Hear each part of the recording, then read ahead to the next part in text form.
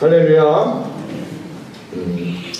중국의 레이엔칭이라는 사람이 부자 친구에게 배우는 45가지 인생 공부라는 책에 이런 내용을 기록해놨습니다.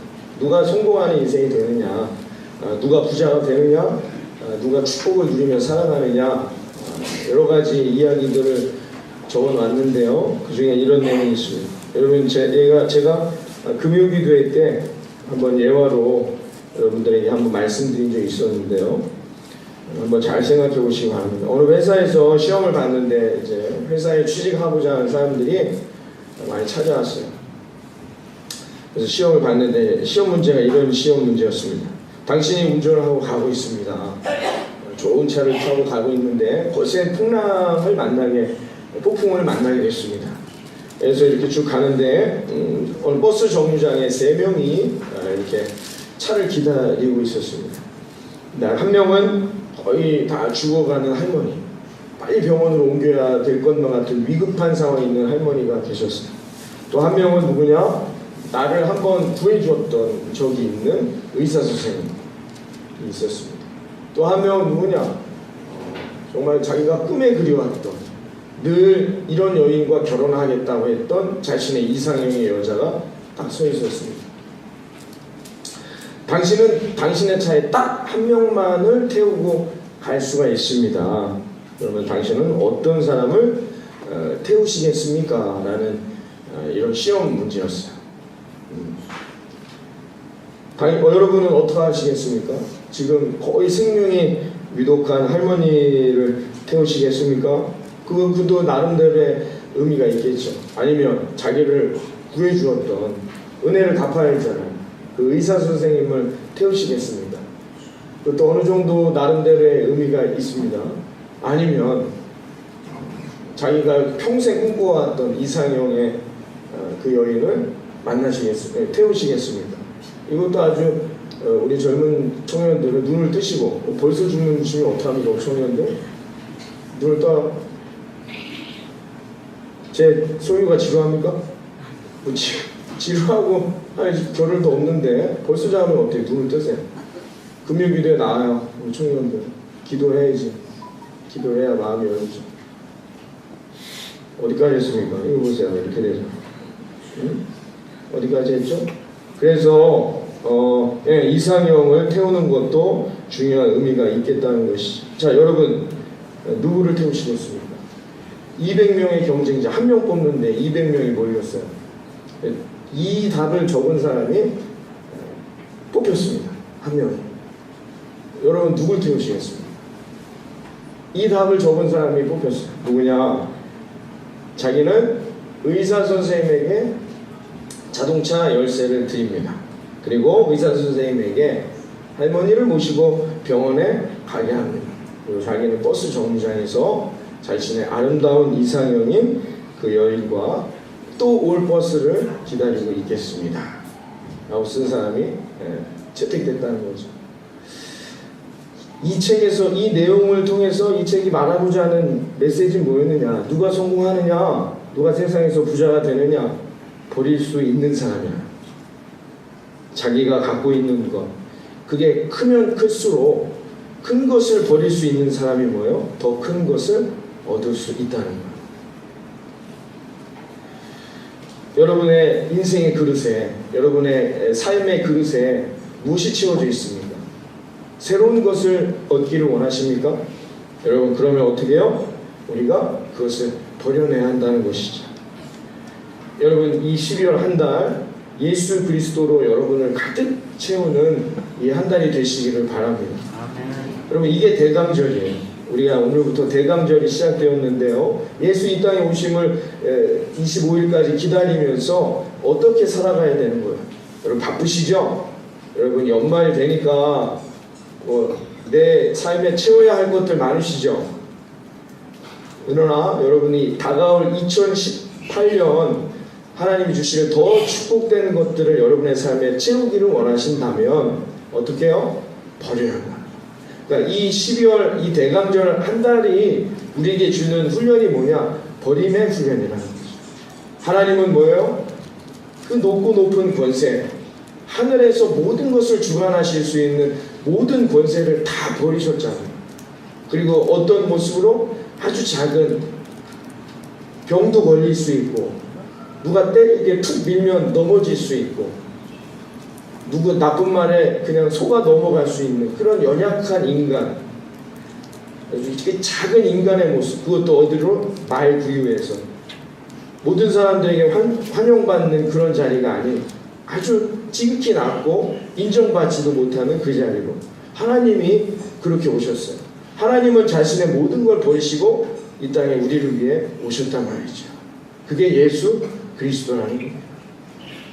사랑하는 우리 예수님만 부족해 성도 여러분, 이번 한 달 여러분들의 삶에 버려야 할 것들, 우리 내 삶의 그릇이 깨끗해져야 할 것들을 여러분들이 그 버리는 작업을 통하여서 이룰 수 있는 대감절기가 되어지기를 바랍니다. 그리고 여러분의 삶에 예수 그리스도의 삶으로 여러분을 채워 나아가시면서 하나님이 주신 아름답고 복된 것들을 누리는 저와 여러분 되어지기를 바라겠습니다.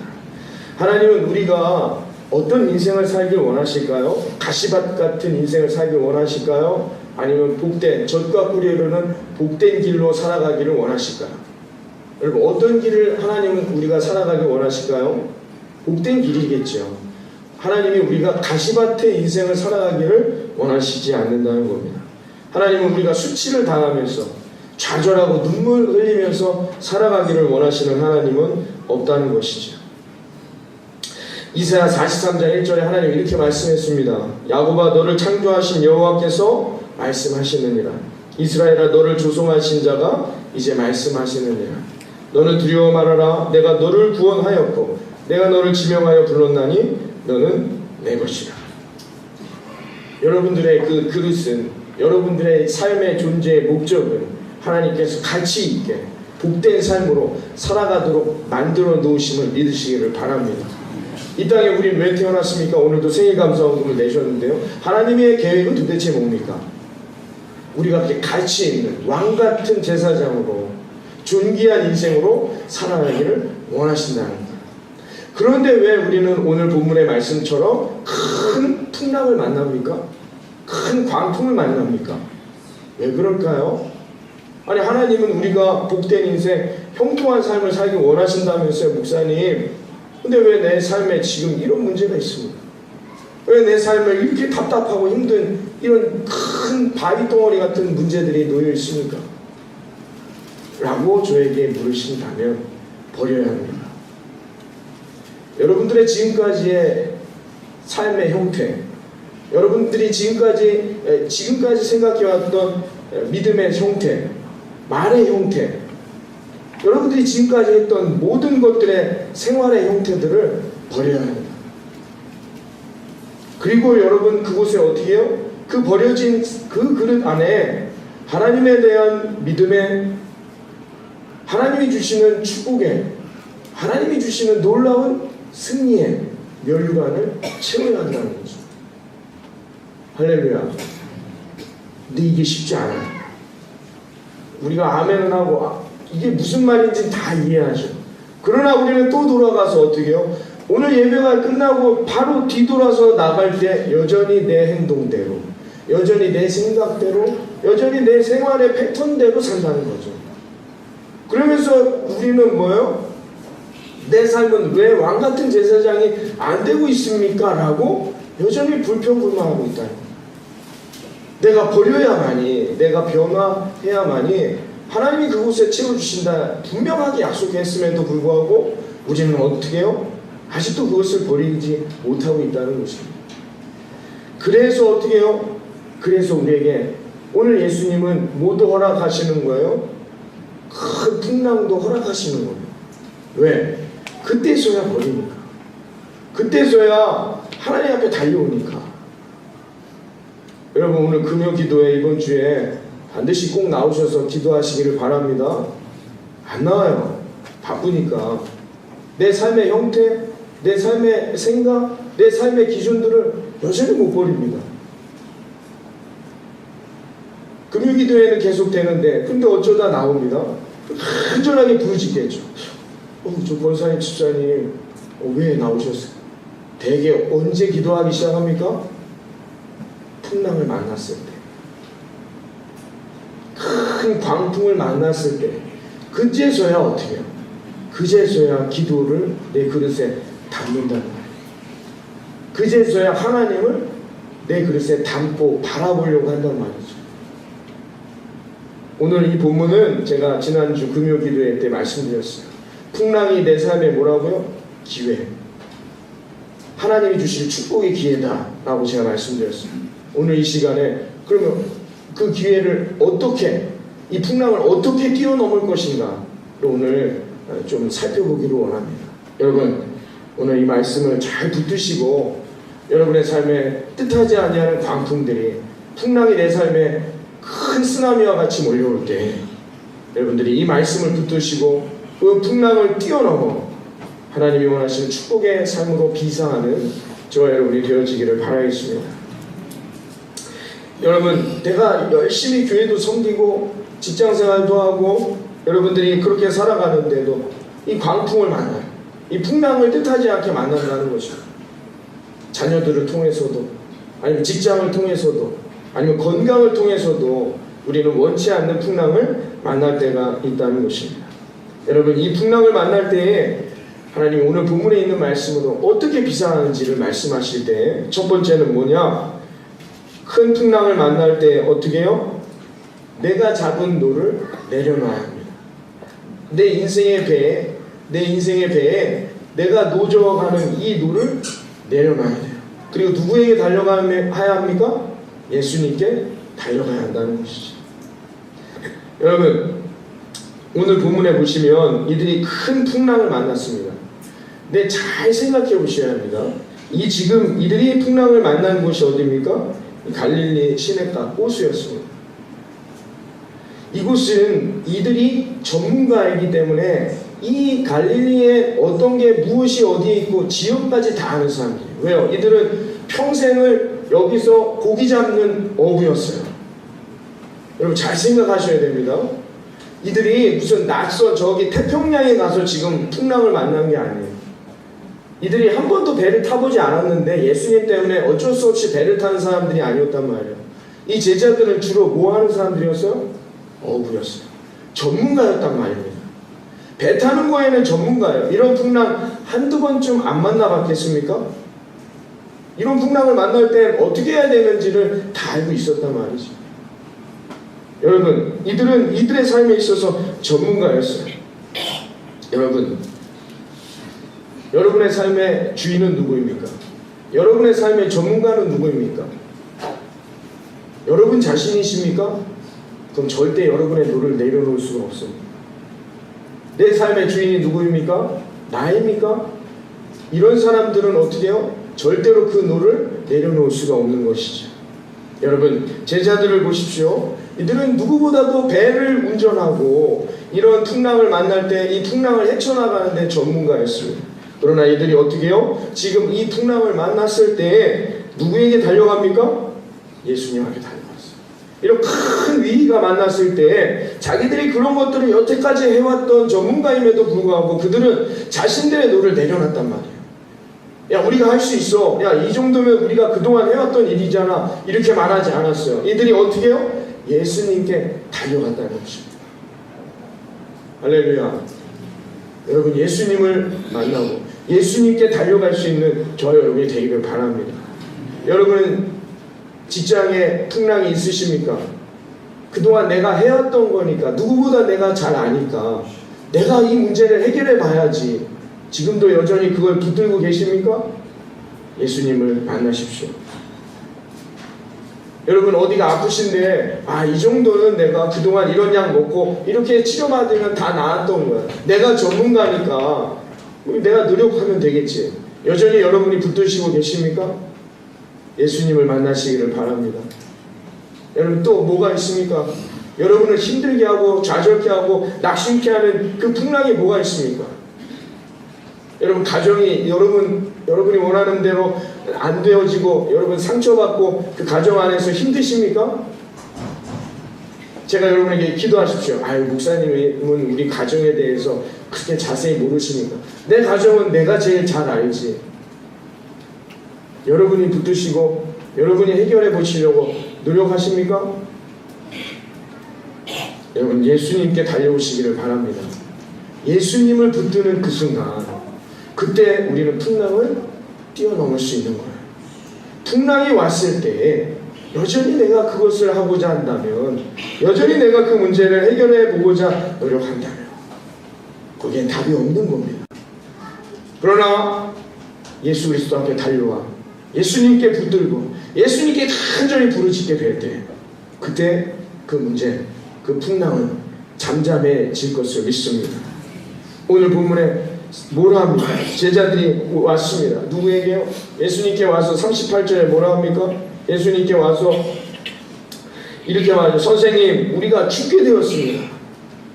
참, 이것도 온전한 예의는 아니죠. 그렇죠? 자기들이 스승이라고 여기고 3년 동안을 따르는 선생님인데, 제가 어릴 땐 선생님 그림자도 밟지 말라 해서 선생님 앞에 계실 때 뒤에서 빨리 뛰어가지도 못하고 막 그랬었는데, 선생님이 곤히 주무시고 계신데 가서 뭐래요? 흔들어서, 아유, 예수님 지금 이 광풍이 이렇습니다. 배는 우리가 전문가니까 괜찮지만 예수님 너무 놀라지 마십시오. 저희가 보트를 준비할 테니 먼저 무트로 나가 계십시오. 이게 아니라 뭐예요? 흔들어 깨워갖고 뭐하고 계십니까? 우리 죽게 생겼는데 여태 주무시면 어떡합니까? 이렇게 말하고 있습니다. 왜 우리가 이 힘들어하는 걸 예수님 몰라주십니까? 막 지금 화를 냈어요. 그것도 뭐 좋은 믿음은 아니나, 그래도 이들은 뭐예요? 그래도 이들은 예수님께 달려갔다는 것이죠. 여러분, 우리가 누구나 다 예수님께 달려가는 것은 아닙니다. 풍랑을 만날 때에, 위기를 만날 때에 이렇게 말하고 외면하고 돌아서는 사람들이 있어요. 이거 뭐야? 예수님 이게 뭡니까? 예수 믿고 구원받으면 하나님이 내 인생을 축복한다 했는데 왜 내 삶에 풍랑이 왔습니까? 당신 때문에 내가 더 힘들어졌습니다 하고는 예수님께 달려가는 것이 아니라 어떻게 해요? 뒤돌아서서 배에서 뛰어내린단 말이에요. 이런 사람도 있습니다. 풍랑이 왔을 때 그 풍랑을 통하여 예수님께 달려가는 인생이 되지 못하고 어떻게 해요? 도망가는 사람이 있다는 것이죠. 이 제자들이 이 놀라운 풍랑을 이겨낼 수 있었던 가장 중요한 이유는 뭐냐? 이들은 원망하고 불평했지만 그들은 예수님을 붙잡았단 말이죠. 배에서 뛰어내리지 않았습니다. 자기들이 뭔가를 해보려고 하지 않았다는 거예요. 이것은 아주 중요한 오늘 영적 메시지를 오늘 본문에서 우리에게 전해주고 있습니다. 여러분, 우리가 사업을 하다가 신앙생활, 교회생활을 하다가 아니면 무슨 학교생활을 하다가 시험 들 수 있습니다. 큰 풍랑을 내가 만날 수 있습니다. 그때 중요한 게 뭐냐? 더 하나님께 가까이 나와야 한다는 거죠. 시험 들었다 해서 교회를 멀리합니다. 내가 상처받았다 해서 교회를 멀리합니다. 그 사람은 그 풍랑에서 헤어나올 수가 없어요.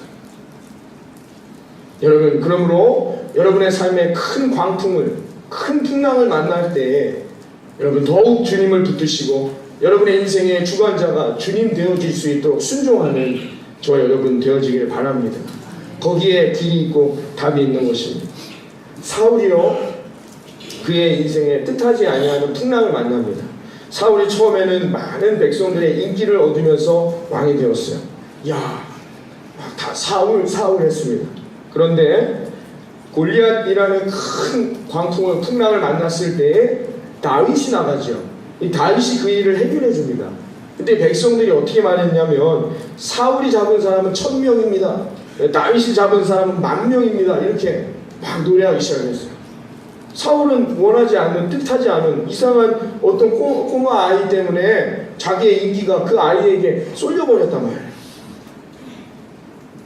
그때 사울은 어떻게 했을까요?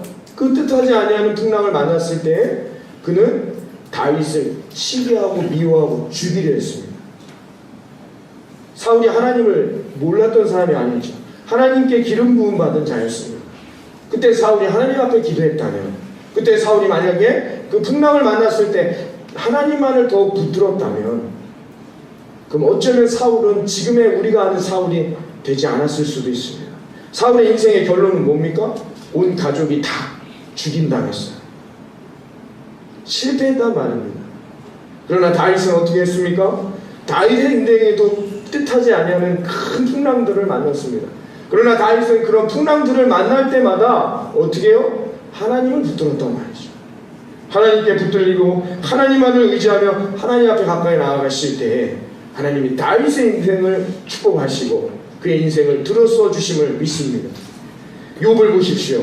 욥도 마찬가지였죠. 욥은 어떻게 했습니까? 욥의 삶에도 큰 풍랑이 일었습니다. 자식은 죽고 재산은 다 잃어버렸습니다.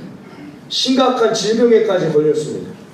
근데 욥은 뭐라 말합니까? 욥기 1장 21절 이렇게 말했죠. 내가 태에서 적신이 나았사온즉 또한 적신이 그리로 돌아갈지어리다. 주신 자도 여호와시요 취하신 자도 여호와시니 여호와의 이름이 찬송받으십니다. 하나님만을 의지했단 말입니다. 결국 욥은 갑절의 복으로 하나님의 은혜와 축복을 누렸다는 것을 성경이 우리에게 말해주고 있습니다. 사랑하는 성도 여러분, 여러분의 삶에 풍랑이 다가오고 왔습니까? 뜻하지 아니하는 어려움이 여러분을 찾아왔습니까? 여러분 도망가지 마시고 여러분이 그 문제를 해결하려고 하지 마시고 여러분 하나님을 붙드시고 주님께 내 인생의 키를 내 인생의 노를 맡겨드리는 그런 저와 여러분 되어지기를 바랍니다. 그럼 하나님이 반드시 그 사람의 삶을 축복하시고 놀라우게 비상하는 인생이 되게 해주실 것을 믿습니다. 여러분 용재 온일이라는 사람에 대해서 들어보셨습니까? 이 사람이 미국에서 가장 충망받는 아주 가장 인정받는 비올라 주자 중에 한 명이라고 합니다. 우리 지휘자님도 계시지만 클래식계에서 최고의 권위를 자랑하는 에버리 피셔상도 이 용재 온일이 수상했다고 합니다. 전 세계 음악 천재들이 모인다는 줄리아드 음악원 역사상 유일하게 전액 장학생으로 졸업할 만큼 천재적인 그런 연주자였다고 합니다. 그러나 우리는 그가 비상한 것만을 보죠. 그의 인생엔 뜻하지 않은 광풍이 있었습니다. 그러나 그는 그 풍랑 앞에 그 풍랑에 매몰되어 죽어가는 인생이 되지 않고 그 풍랑을 주님 의지하여 뚫고 일어나 그는 하나님 앞에 쓰임받는 위대한 하나님의 사람이 되었던 것이죠. 그의 어머니는 전쟁 고아로 4살 되던 해에 그 어머니가 1957년 미국에 입양되었습니다. 그런데 어릴 적 앓았던 열병의 후유증으로 7살 정도의 지체를 갖는 정신지체아가 되었습니다. 그래서 25세의 나이에 이 용재를 낳았다고 합니다. 그녀의 양부모들은 이 장애를 가진 양딸과 더불어 이 용재까지 키우게 된 것이죠. 양할아버지는 텔레비전 수리점을 하셨고 양할머니는 학교에서 그냥 비서일, 임시직을 하는 그런 일이었습니다. 그래서 이 가정은 넉넉한 가정이 되지 않았어요. 그래서 학교에서 악기를 공부할 때에도 제일 싼 바이올린 그리고 레슨도 제일 싼 레슨비를 가진 선생님을 쓸 수밖에 없었답니다. 그런데 용재 온일이 이렇게 말했어요. 자기는 오히려 그 싸구려 바이올린을 연주함으로 더욱 자기를 음악적으로 하나님이 만들어 주셨다는 것이죠. 왜냐하면 싼 악기가 소리가 좋지 않아. 그 악기를 연주하면서 좋은 소리, 어떻게 연주해야 좋은 소리가 나는가를 자기가 연구하면서 노력하다 보니까 좋은 소리를 찾는 방법을 터득했다는 것이죠. 할아버지는 실형 문제가 있었고 어머니는 정신지체 장애로 어려운 수준에 있었어요. 마을에 동양인이라고는 자기밖에 없었습니다. 학교에 가면 거의 맨날 놀림 당하게 되었던 것이죠. 그런데 오히려 그는 그런 환경이 자기를 성숙하게 했으며 하나님을 더욱 의지하게 했다라고 고백했습니다. 그의 슬픔은 그의 황홀한 음악으로 승화되었고 그는 어릴 때부터 교회에서 바이올린으로 찬송가를 연주하며 그 앞에 하나님 앞에 귀하게 쓰임받는 지금의 용재 온일이 되었다는 것입니다. 사랑하는 여러분, 하나님이 우리에게 풍랑을 허락하시는 이유는 우리가 거기에 매몰되라고 주신 것이 아닙니다. 거기에 쓰러져서 그냥 주저앉아 눈물 흘리고 있으라고 우리에게 풍랑을 허락하신 것이 아닙니다. 풍랑을 타고 여러분 그 풍랑의 파도 위에서 승리의 면류관을 쓰고 하나님의 은혜 가운데 비상하는 그런 저와 여러분이 되어지기를 바랍니다. 파도 타기를 좋아하는 사람들은 큰 파도를 좋아한다고 합니다. 큰 파도에 타야 더 멀리 더 스릴 있게 나아갈 수 있다는 것이죠. 여러분들의 삶에 큰 파도가 밀려온다 할 때 하나님께 감사하면서 하나님만을 더욱 의지하며 예배 말씀과 기도와 순종하는 삶으로 하나님만을 바라보며 살아가신다면 하나님께서 여러분을 반드시 그 파도의 정상 위에 세워주실 것을 믿습니다. 여러분 주님만을 의지하시기 바랍니다. 주님만을 가까이 하시기 바랍니다. 주님만을 부르짖으시기를 바랍니다. 침묵하고 계신 것 같은 예수님, 그러나 언제나 나와 함께 하시고 하나님께서 반드시 그 풍랑을 잠잠케 하시고 우리의 삶에 놀라운 평안을 허락해 주실 거라 믿습니다. 두 번째로 큰 풍랑을 만났을 때에 우리가 어떻게 해야 풍랑을 이겨낼 수 있느냐? 말씀을 경험해야 합니다. 말씀으로만이 가능하다는 것입니다. 자, 오늘 본문에 보세요. 제자들이 주님께 와서 막 부르짖었습니다. 살려주세요. 우리가 죽게 되었나이다. 살려주세요. 부르짖었을 때에 예수님이 일어나서 왜 이렇게 시끄럽니? 왜 너희들 나한테 이러니? 이렇게 믿음이 없니? 이런 말씀 안 했어요. 39절에 예수님이 일어나면서 바로 뭐라 하셨습니까? 일어나시면서 뭐라고 말씀했어요? 이럴 때 성경 본문을 봐야지. 저를 보면 답이 없어요. 빨리 보셔야죠.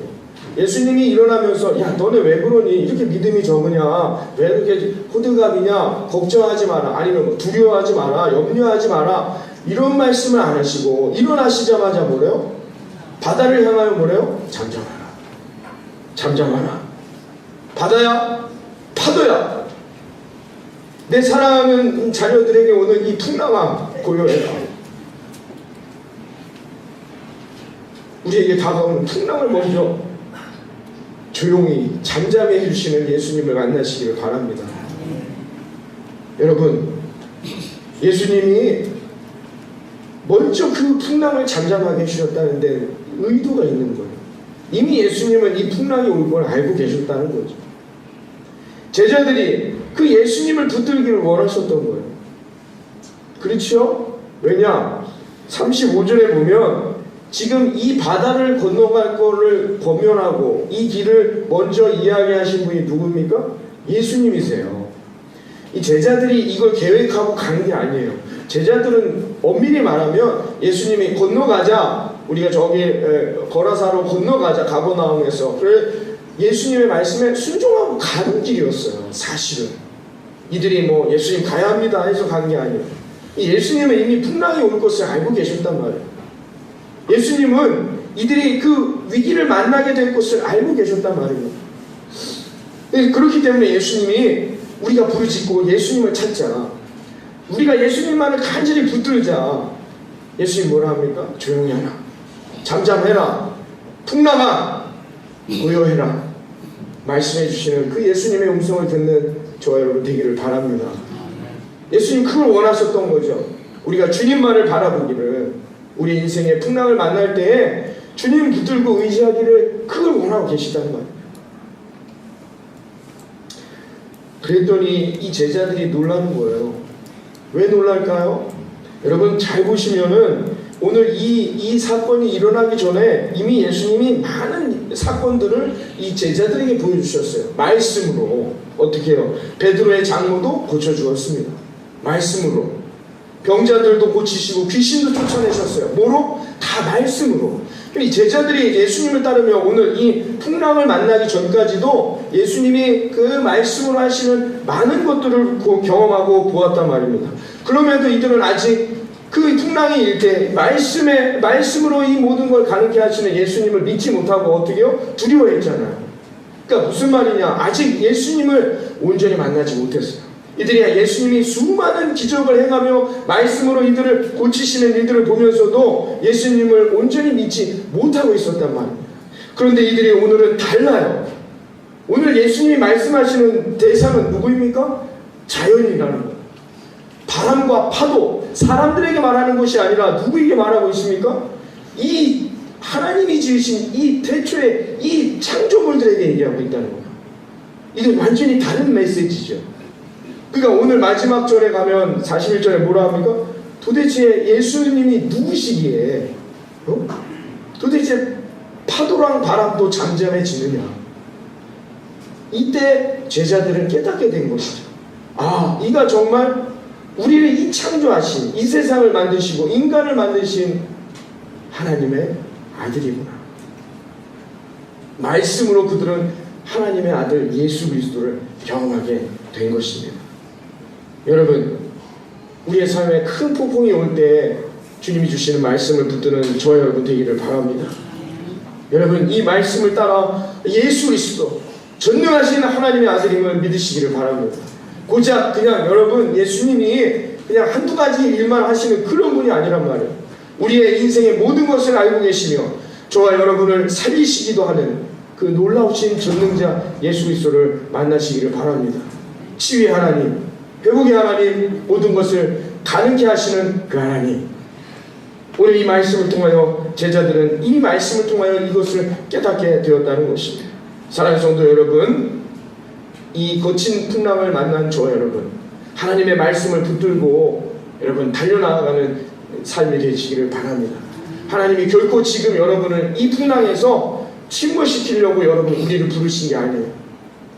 이 제자들이 이 말씀, 고요하라, 잠잠하라는 예수님의 말씀을 들을 때 다시 생각했습니다. 우리를 예수님이 왜 부르셨는지. 내가 너희를 사람이 낚는 업으로 만들리라. 세상을 변화시키는, 세상을 변혁시키는 귀한 존재로 우리를 부르셨다는 것을 제자들이 이 말씀을 들으며 다시 깨닫게 되었다는 것이죠. 여러분, 주저앉아 있지 마십시오. 하나님은 우리를 그 정도로 부르신 게 아닙니다. 여러분의 풍랑을 만났을 때 이 말씀을 붙들고 여러분 다시 일어나 여러분 비상할 수 있는 저 여러분 되기를 바랍니다. 그 말씀을 붙들고 믿음의 반석 위에 여러분 믿음의 말씀의 돛을 의지하여 나아간다면 하나님께서 반드시 저 여러분의 삶에 그 놀라운 축복의 역사를 이루는 아름다운 제자들의 삶으로 인도해 주실 거라 믿습니다. 사도 바울은 풍랑을 만나 파선을 합니다. 배가 부서졌단 말이에요. 풍랑을 만나서. 그때 사도 바울은 이렇게 고백했습니다. 사도행전 27장 24절 이하에 바울아 두려워 마라. 너가 마땅히 가이사 앞에 서야 한다. 그래서 하나님께서 너와 함께 항해하는 모든 사람들의 생명을 너에게 맡겨주셨다라고 하셨습니다. 그러니 여러분 안심하십시오. 내가 하나님을 믿으니 내게 말씀하신 대로 이루어질 것입니다. 바울이 지금 예수 복음 전하다가 붙잡혀서 로마로 압송됐어요. 압송되고 있는데 배가 부서졌단 말입니다.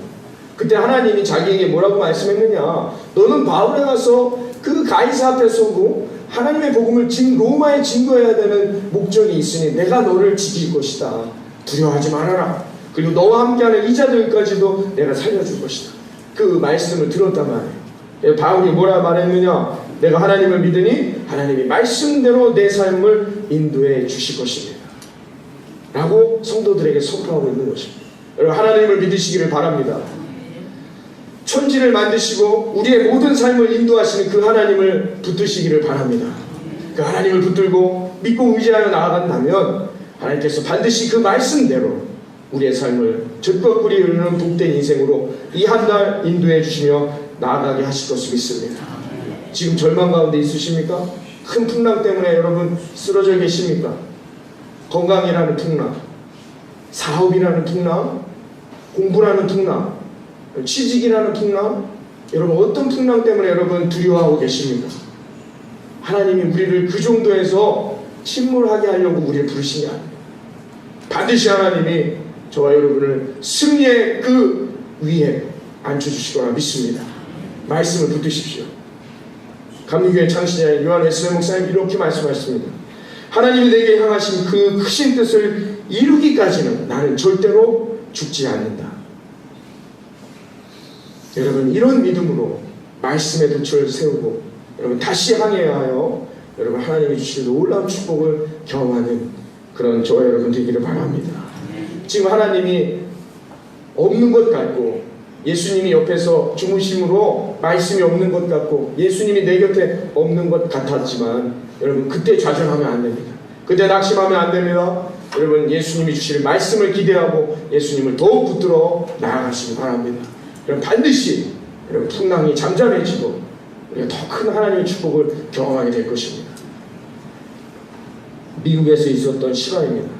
드웨인이라는 사람이 쓴 글인데요. 이 아내 나탈리라는 아내가 딸을 학교에 데려다주고 돌아오다가 그만 교통사고를 당했습니다. 그래서 골반이 부러지고 비장이 파열되고 뇌손상으로 식물인간이 되어버렸습니다. 그래서 교회 목사님과 온 교회의 교우들이 함께 기도하며 중보하기 시작했다고 합니다. 이분은 마태복음 21장 22절의 말씀을 붙들었어요. 믿고 구하는 것은 무엇이든지 다 받을 것이다. 이 드웨인이라는 사람이 간절하게 이 말씀을 붙들고 기도했습니다. 그러나 결과는 절망적이었다고 합니다.